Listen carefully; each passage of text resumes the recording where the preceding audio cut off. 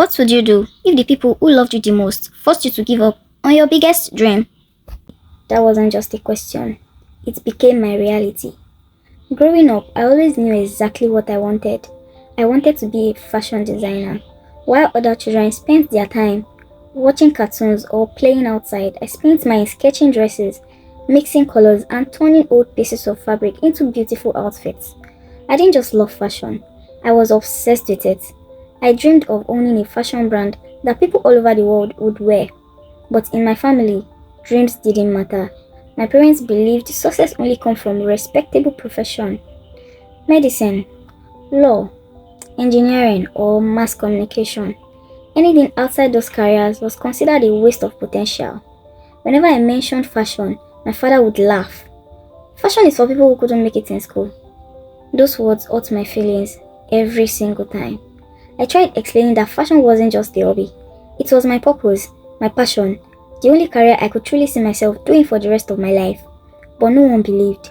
When it's finally time to apply for university, I secretly selected fashion design as my first course.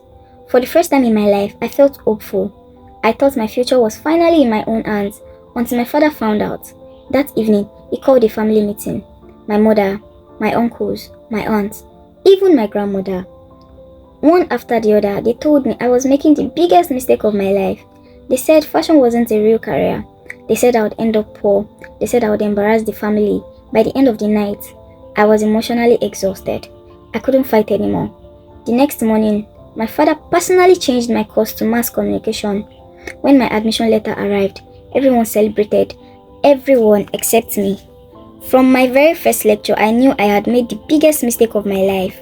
While everyone around me was excited about journalism, broadcasting, media writing, and public relations, I couldn't connect with any of it. I sat through lectures wondering why I was there. Every single classroom felt like a prison. Every assignment felt meaningless. Every day I felt further away from the life I actually wanted.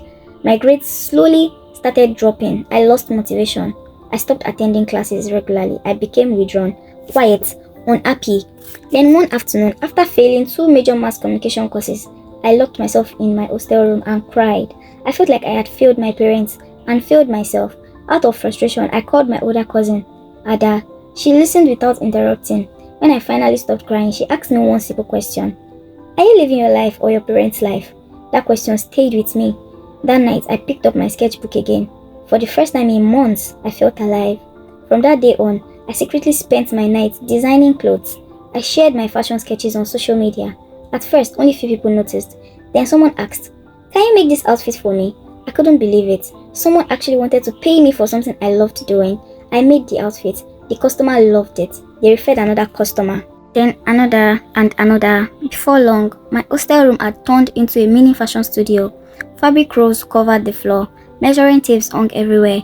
My sewing machine barely got any rest. What started as a small side hustle slowly became a real business. By my third year in university, I was earning more from fashion than many fresh graduates earn from full-time jobs. Then one evening, everything changed. My father walked into my room unexpectedly. He froze. My bed was covered with neatly packaged customer orders, waiting to be delivered. For a few seconds, he didn't say a word. Then he looked at me and quietly asked, "People actually pay for this?" I smiled. Yes. That was the first time he had ever looked at my work differently. A few months later, my parents attended my very first fashion exhibition. They watched strangers admire my design. Customers lined up to place orders.